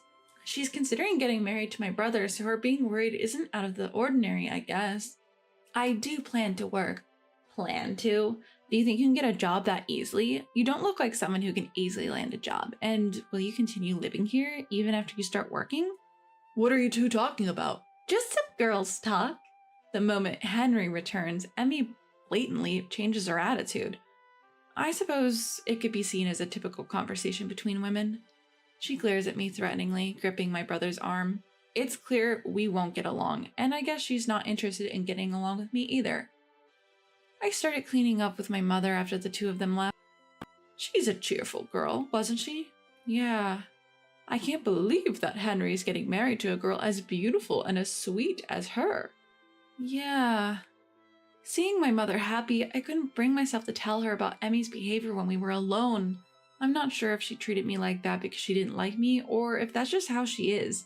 Is it because I'm not as attractive as her? Should I talk to Henry about this? But I don't want to cause a rift between them because of me. Maybe I'm just overthinking. We still don't know each other well, and things might change once I start working. The reason I'm not working is because I've been taking care of my grandmother. After earning my nursing certification from a vocational school, I decided to take care of my grandmother instead of working. Being raised by a single mother, my relatives and grandmother always took good care of us. I wasn't upset about having to take care of my grandmother after graduation. In fact, I always wanted to look after her. Everyone was supportive and appreciative, and it wasn't just on me. My grandmother passed away a few months ago. After sorting out my grandparents' paperwork and getting my driver's license, I began job hunting. Fortunately, I found a job quickly. Then I got a message from Henry saying, "I'm planning to marry Emmy in 6 months." I hadn't spoken to Emmy since their visit, and the thought of having to deal with her in the future was daunting. My mother attended a meeting between both families and returned with a smile saying her parents were nice and it was a pleasant meeting. Henry is busy with work, so they'll register their marriage first, but they plan to hold the wedding ceremony in 6 months. The awkwardness between Emmy and I remained, but Henry's marriage was still a great news to me. My mother and I went shopping and bought matching dishware as a gift. The wedding day approached. I received a text from Henry. Emmy wanted to hang out with me, just the two of us, and asked when I was available. Although I wanted to refuse, I also wanted to improve my relationship with Emmy, so I told him when I was off and agreed to have her over. I would have preferred a day when my mother was also free, but unfortunately we didn't have any day off together for the next couple of weeks. When I told my mother about it, she went out and bought my favorite food for me to have with Emmy. I convinced myself that Emmy was trying to motivate me to get a job since I was unemployed at the time. Then the day arrived. I saw my mother off to work and waited for Emmy. When the doorbell rang, I opened the door to find Emmy standing there with a sour look on her face. "Hey, come in." As I opened the door for her to enter, she let out a big sigh. "You bought a car, right? Henry told me. Can't you be considerate and come to pick me up? You're a grown woman now. You should know to be considerate. Also, the dishes you sent really have bad taste." I realized that she was referring to the gift I sent for getting their marriage certificate. I reaffirmed that she didn't like me and I didn't feel comfortable with her. Why did Emmy want to meet me in the first place? Emmy looked around the house, looking curious. "What exactly are you here for?" "I thought we should have a talk. You seem slow, so I figured I should just tell you up front." "A talk?" "I need to know when you're moving out. You started working, right? How about living on your own? You've had enough time being pampered. It's time to stand on your own 2 feet. The condescending tone was irritating, but I suppressed my anger. "It's none of your business, isn't it?" "You're so dense. I married your brother. I know a say in this household. I want to raise our child here. It's convenient here, and there are many places around to shop within walking distance. But I absolutely do not want to live with you. I fear living with you might turn me dull and gloomy. This house will eventually belong to your brother, so could you leave as soon as possible?" Did Henry say he wanted to live together in this house? I can't imagine him wanting that. "Even if he doesn't want it, if I ask, your brother will do it for me." She was incredibly selfish and self-centered. I was shocked. The thought of having to deal with her from now on gave me a headache. I don't understand why Henry chose someone like you. Does he know this side of you? "Sounds like you're jealous of me. Your brother, you see, is head over heels for me. He listens to whatever I say. Your mother, although plain, seems obedient, and we need someone to do the housework. I finally snagged a man with a good income." It puzzled me why only I had to leave, but it seemed like Emmy wanted to keep my mother as a housemaid. Emmy's way of speaking was infuriating. I'm usually not the type to get mad quickly, so I didn't know how to express my anger. "Hey, what's this? This bag is of that high-end brand." She picked up my bag that I had left in a corner of the living room. "Please don't touch it. It's not something a jobless person should be carrying around." She began to rummage through my bag. "Hey, stop that." "This watch looks pretty expensive. It'll probably suit me better." She caught sight of a watch in my bag and picked it up. "Give it back. That was a gift from my grandmother." I forcefully took back both my bag and the watch that Emmy was admiring. "I knew it. We can't be friends. Please leave." "Sure thing." Instead of causing more trouble, she quickly left with a smirk on her face.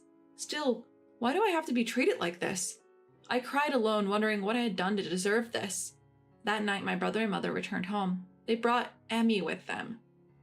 "Charlotte, what were you thinking? Emmy told us you started a fight and treated her like a wicked stepsister." "Emmy said that the moment she tried to pick up the bag you dropped, you shoved her away." My brother shouted in anger, and my mother scolded me. "I didn't even touch her. I just took back my bag. She was the one being mean. I did my best to get along with her." I stood my ground, but "It's my fault. It seems Charlotte doesn't like me. I'm often disliked by girls my age. I guess Charlotte feels the same about me. She's upset because she feels like I've stolen her brother, right? It's my fault for not being considerate of her feelings." I was mad at Emmy, but she was crying next to me. I was clearly the bad guy here. "Apologize to Emmy, Charlotte." Even if there was a misunderstanding, you should apologize first. Even while pretending to cry, she was staring at me with her big black eyes. It seemed like she was making a face that said, "In your face." I felt unheard and lonely with neither my brother nor my mother listening to my side of the story. They both urged me to apologize. You guys really think I'm the type to pick on Emmy? I see. You guys won't believe me at all. They wouldn't hear me out at all. If I truly despised you, I wouldn't have sent you guys any gift at all. Anger and sadness mixed within me, and clutching only my purse, I dashed out of the house. Since my aunt's house was close by, I ran into her place with tears running down. "What happened, Charlotte? Why are you crying so much? What's going on?" My aunt let me into her house, rubbing my back as she listened to what I had to say. "Oh my, she sounds like the epitome of a nasty woman." Even my mother and brother, they don't believe me. If I go back, Emmy will be there. I don't want to go home anymore. They must have been convinced by her. If you don't want to go home, you can stay here. I'm just by myself here anyway. Do you believe me, Auntie? Of course, you're always kind and considerate of others. You would never say or do things to hurt others.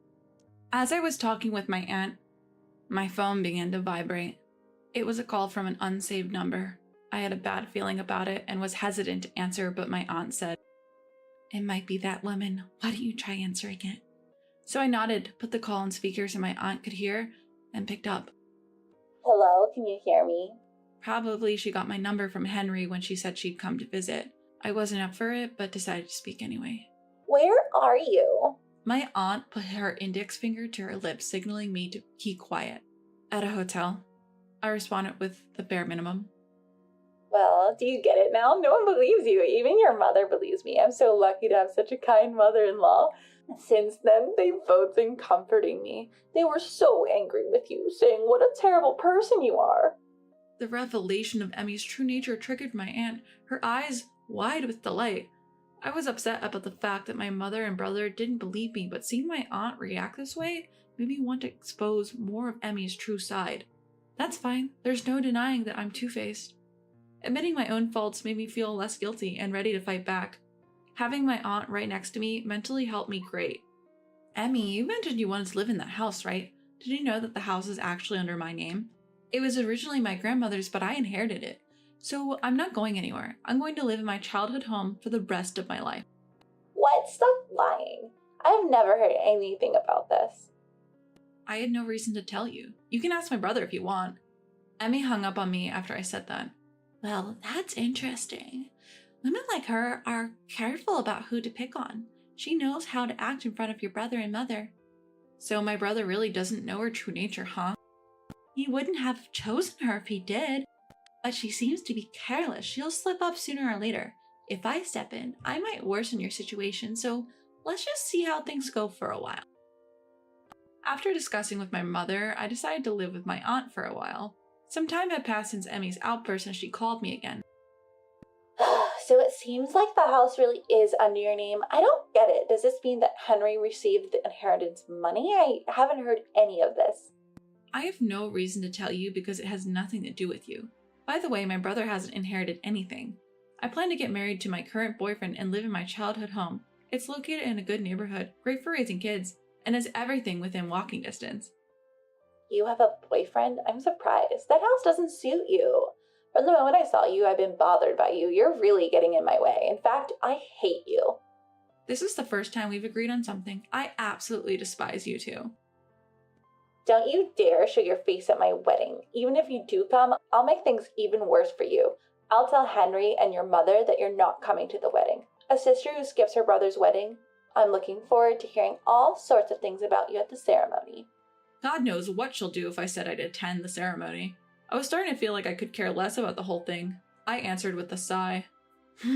"Fine, as you wish. I won't attend your wedding. Do as you please." I hung up the phone, and I was hit with a wave of exhaustion. "Don't worry, love." My aunt scooted to my side. Right before I knew it, she seemed to have been watching the whole time. "Were you told not to come to the wedding?" "Yeah, but I can't just accept that, right?" "No, let's respect the bride's wishes. Leave it to me. It's probably best not to look at any text from your mother or brother for a while, especially on the wedding day." She gave a warm smile. On the day of the wedding, I received incessant calls from my mother and brother, but I didn't even look at their texts. I figured they must be criticizing me, fueled by Emmy's words, blaming me for not attending the wedding, so I turned off my phone. I'm home! Huh? Aunt, aren't you supposed to be at the wedding? She returned home in her casual clothes. She definitely didn't look like someone who had just come from a wedding. With you not attending, there's no way I could. Our whole family decided to decline the invitation to their wedding. While I was listening to my aunt's story, the doorbell unexpectedly rang. I went to the front door and saw my mother. She was dressed in a formal gown. Charlotte, I was wrong. I'm sorry. My mother apologized to me with a tired look on her face. When my aunt invited my mother inside, my aunt excitedly asked about the wedding. It seemed like Emmy knew the entire family from my brother's side would be absent, but she kept it a secret from my brother and my mother. My brother and my mother apparently had no idea that their entire family would be absent until today. They were astonished when they arrived at the venue.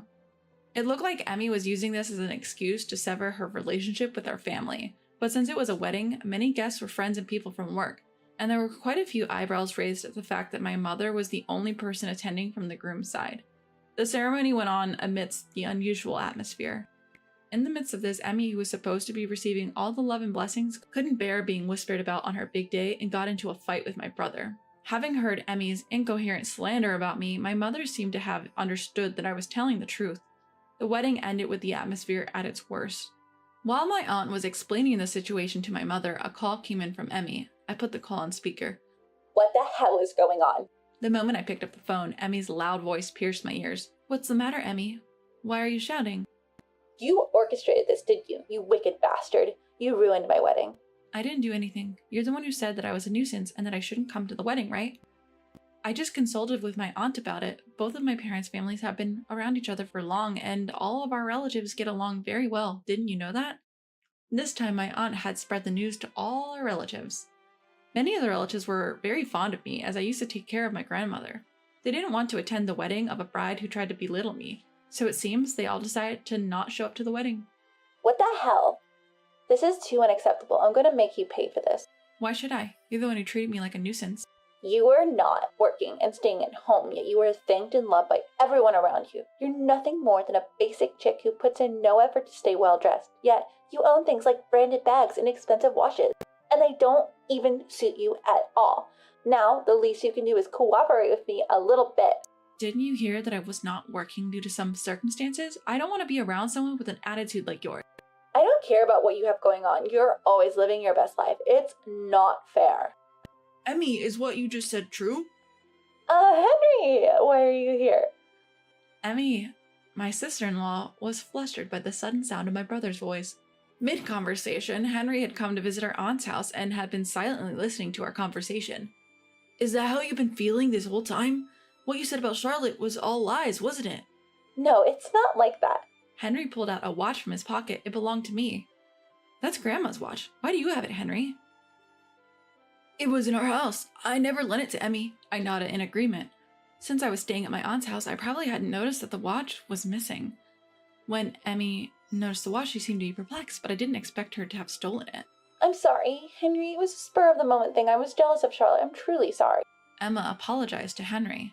Emmy, could you also apologize to me for telling me to leave my parents' house, for trying to turn my mother into a housekeeper, for talking smack about me behind my back to my mother and brother, for stealing, and for treating me as if I'm unworthy of respect? Please apologize for all of it. Emmy, it seemed, was too prideful to apologize to me, so she ended the call with a scream. My brother and mother apologized to me. They apologized for not believing me. They both seemed to have received cold stares at the wedding, and having them apologize to me made me feel much better. After that, Emmy was brought by her parents to apologize. Henry filed a divorce from her. She came crying to me while apologizing to me, but I firmly refused her. Henry's intention to divorce was firm, and their marriage, which had not even lasted a year, came to an end.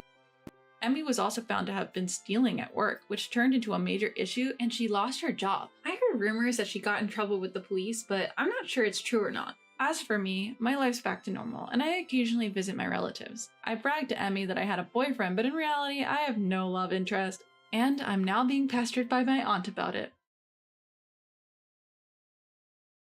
All you did was only covering the cost of study abroad, and you're acting so arrogant. Do you enjoy blaming people like this? The amount I had given her was $50,000. a sum far too large to be brushed off as she said only. Having treated it so carelessly and then having the audacity to shout at me in such a selfish manner, I finally lost my patience. I want nothing more to do with such a vindictive mother-in-law like you. Don't you dare show up at my daughter's wedding. Fine, I wouldn't dream of it. I hung up the phone in anger after a heated argument. I was too hasty, gave tit for tat. As the living room quieted down, I came to my senses. But I couldn't stand by as my eldest daughter-in-law who lied to people and even used her daughter as a tool to defraud money. To set her straight, I decided on a form of revenge. My name is Catherine. I'm turning 76 this year. I have 2 children, both of them are boys. Therefore, when my eldest son's family gave birth to my granddaughter Emily, I couldn't help but adore her. I didn't want to be a helicopter grandmother, so instead I made sure not to hold back on money for her celebrations. Events like her birthday, entering school, graduation, etc., I was always excited for the photos my son would send. When Emily was in college, my eldest daughter-in-law, Samantha, came to me to talk. Apparently, Emily said she wants to study abroad, but they were having trouble securing funds. It's such a shame for Emily. She's been working so hard at her studies. Well, we can't just cough up that kind of money out of nowhere. Then I'll cover it. How much do you need? Well, it's about $50,000. $50,000? I was a bit taken aback by the amount, but I figured studying abroad for a long period would cost that much. More importantly, I wish to fulfill my beloved granddaughter's wishes as much as possible. So I decided to take out $50,000 from my savings and give it to her. She thanked me repeatedly, so I didn't feel bad about it and had no regrets. However, it turned out that trusting her was a mistake anyways, as I realized it later. I heard from my son, Bob, that Emily had successfully arranged to study in the UK. Bob merely mentioned this like it was part of his work contract with no word of thanks for the money. Well, Samantha had been appreciating it all along, and although I was concerned about my son's attitude at that time, I thought it was just how it was. I was occasionally receiving pictures from Emily during her study abroad. She kept sending me happy reports like making a lot of friends overseas, having experiences she couldn't have had in here, and actually I enjoyed seeing it. But there wasn't anything about the expenses in her emails either.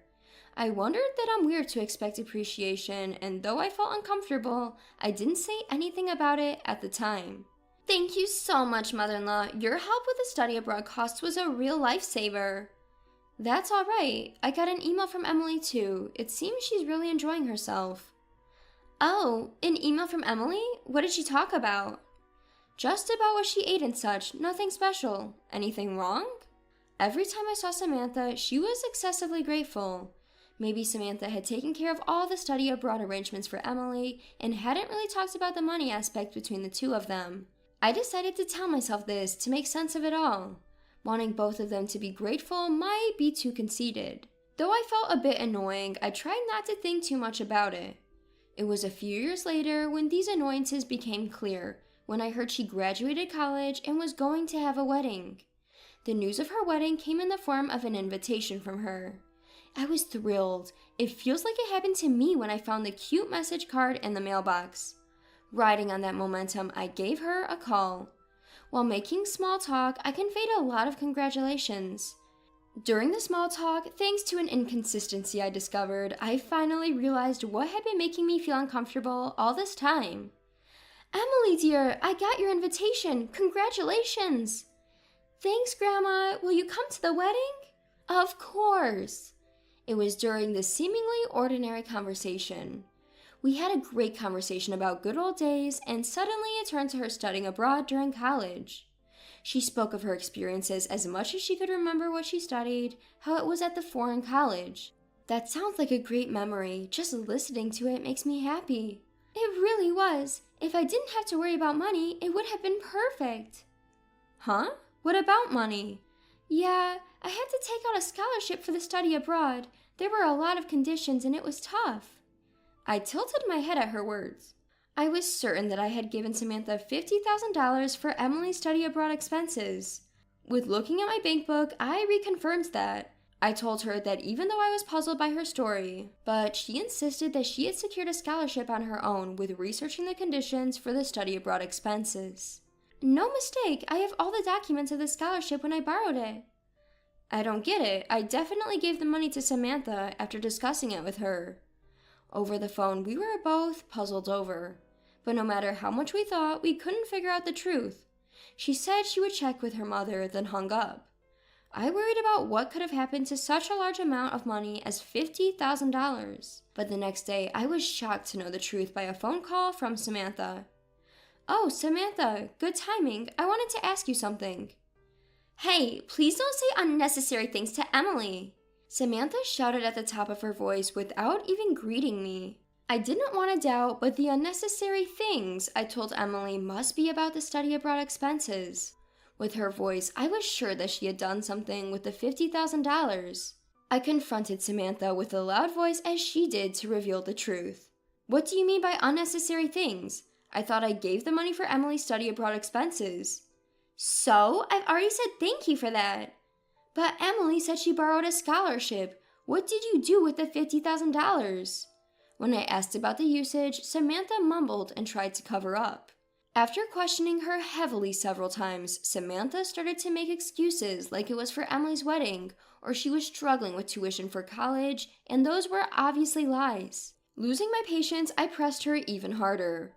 "If that's the case, I would have paid if you had told me honestly. What I want to know is why you lied about it." Whatever. Are you regretting giving them money now?" "I just want to know why you lied to get such a large amount of money."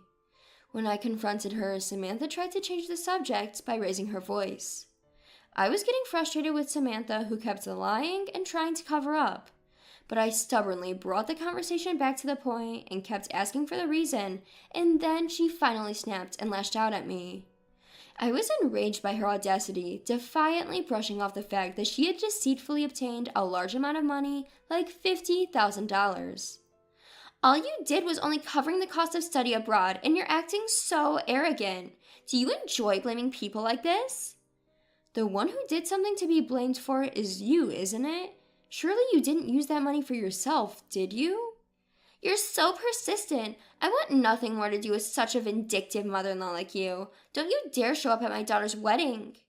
At her incredibly selfish remarks, I was finally fed up and responded, "I wouldn't dream of it," before hanging up the phone. I was too hasty, gave tit for tat. As the living room quieted down, I came to my senses.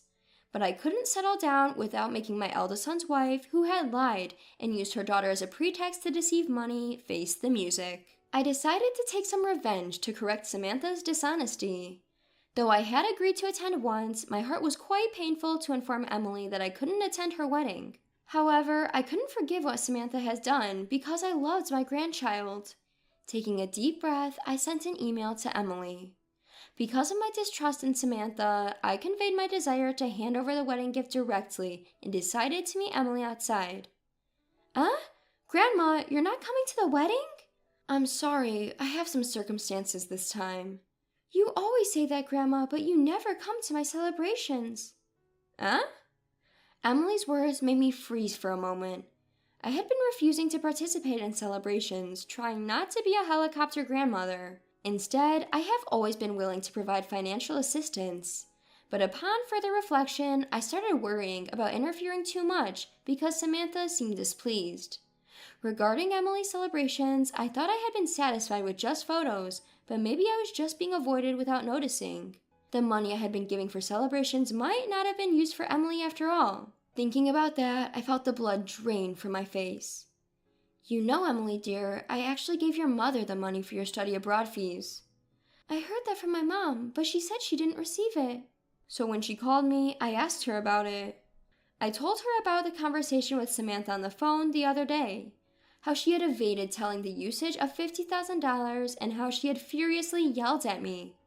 Emily might not believe that her mother did such a thing, but despite my worries, Emily lowered her eyes and muttered, "I see." "Mom, she can lie through her teeth without blinking. She tells blatant lies, and if you call her out on it, she turns around and yells." "I see." "That's why I trust what you say. It's unforgivable that she'd swindle money."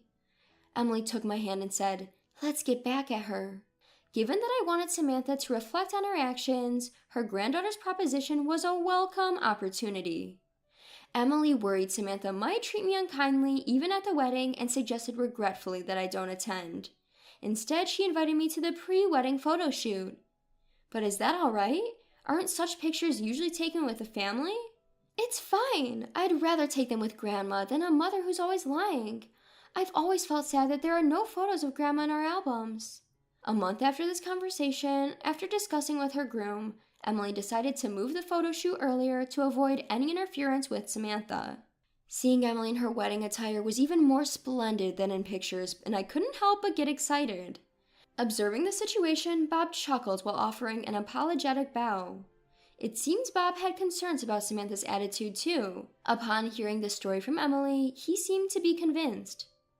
Mom, I'm sorry about everything. I couldn't invite you to Emily's celebration because Samantha told me about your leg condition. I see. By the way, the money I gave Emily, is that all safe? I think so. I was there to receive it with her.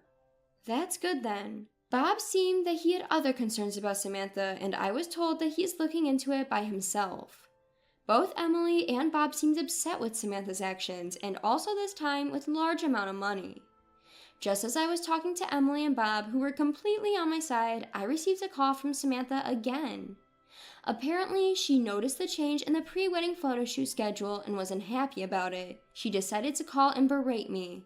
Hey, mother-in-law, what have you done? What are you talking about?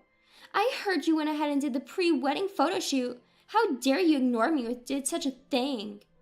Why do you think I would do something like that? It's obvious. You're doing it out of spite because you can't attend the wedding. Samantha snapped triumphantly. I sighed and then decided to inform Samantha of the truth. The idea to change the pre-wedding photo shoot schedule came from Emily and Bob. Upon hearing this, Samantha realized that I had told the two of them the truth and closed her mouth. After a moment of silence, she started yelling at me again. Two people were leaning in close to the phone, making sour faces and shaking their heads.